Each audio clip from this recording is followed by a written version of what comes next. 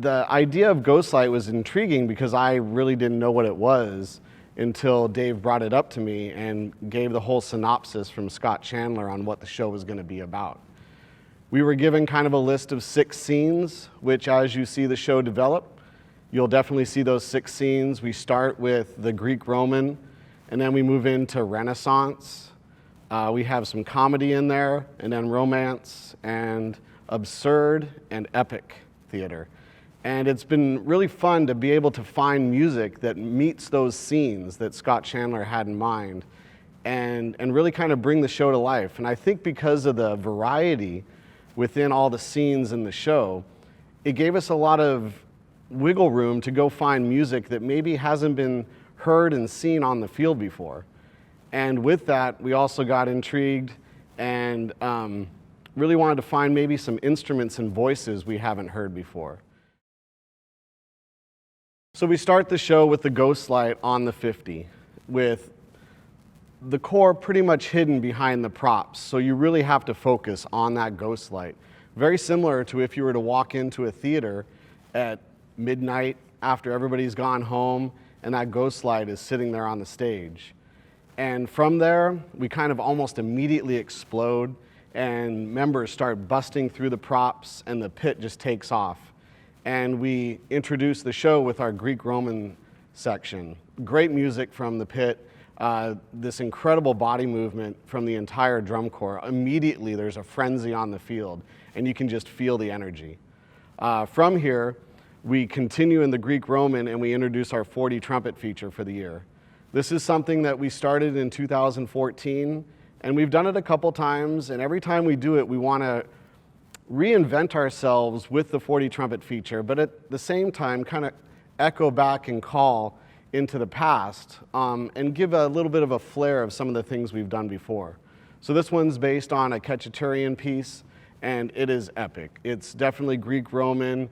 There's 2 of the 40 trumpet features, and each one is so different that the members just love it. They get in there and they get to throw down on this very open, Mahler-esque just trumpet feature at the beginning, and then they get into the Renaissance section of the show and they get to be on the 40 trumpets again, but play in a completely different style, which is so fun for them, just to be able to jump from one style to another and be able to really display their abilities. After the Renaissance section of the show, we kind of move into the comedy. And we really feature different sections throughout. There's vignettes, as you might say, with percussion, different kinds of brass instruments, a couple of surprises, and that really gives just kind of a humor within the show, both musically and visually. And we introduce the Britney Spears theme from Circus. And as that develops, the drum line just starts to throw down and really starts to build the energy up.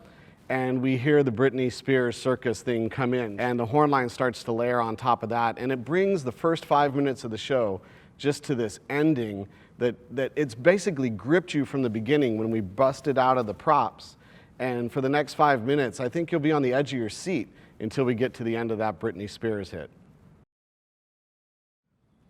After what we call the opener, which is basically half of the show, we get to the romance part of our production. And it's just a beautiful piece of music from the Picasso soundtrack. And we feature the pit a little bit, the front ensemble, and we layer in a euphonium soloist. And he is doing such a great job just kind of milking that role and the lyricism of the solo. And that sets up 2 great brass moments that I think just the staging that Jay Murphy and Scott Chandler and Jamie Hawley have put together, it just gives this great sound to the drum corps.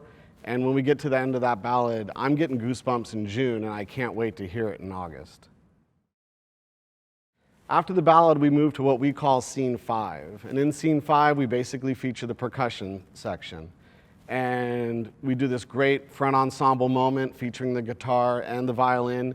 And then there's a little bit of a surprise with our drummers. They break out some shoes, and they do a little tap dancing type section on the props. This goes through a great acceleration. Just it again draws your interest in musically and visually until we come to the big ending where the horn line finally joins musically. And it gets us to that applause point that feels like we're almost to the end of the show. And then we bust right into scene 6, which is this very celebratory sounding piece of music. It's from the same soundtrack as the ballad, the Picasso soundtrack.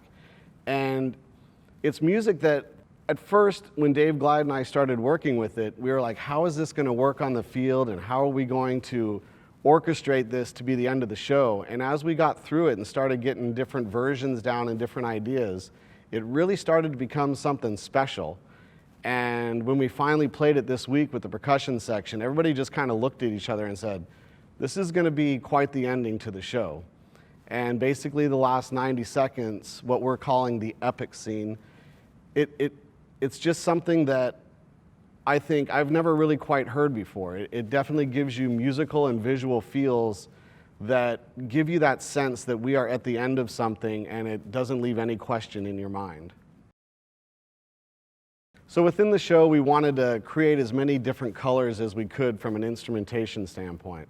So on the brass side, we start with a 4D trumpet feature, which the members always love, and it's kind of a sound and an idea that the Blue Devils have become known for.